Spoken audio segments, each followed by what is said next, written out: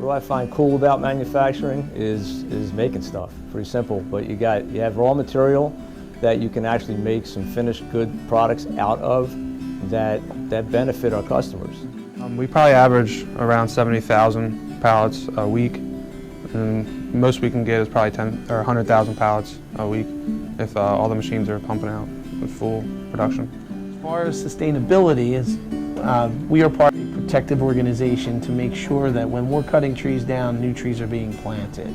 If you look at a 50-year period, there are more trees now than there were 50 years ago. And we are aware of what the environment brings and what we need to do to keep that going. As the intended use, there's very scientific means to figure that out. Weight distribution, how it's going to be used, whether it's going to be racked or stacked, what goes on that product is a good matter as for what material we actually use for that product.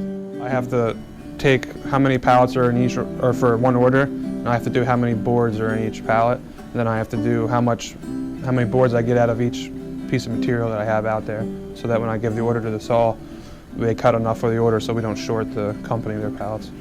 What Dylan's doing is scheduling the cuts that he needs for the different pallets on his saws.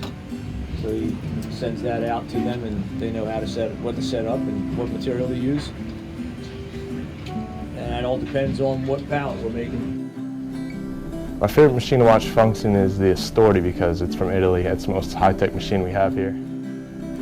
I went to school for auto mechanics, so that helped me with machines. It's pretty much all the same concept.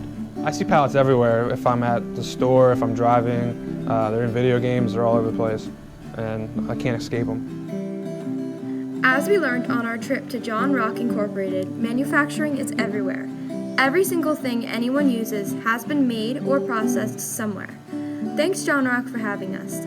Isn't manufacturing so amazing?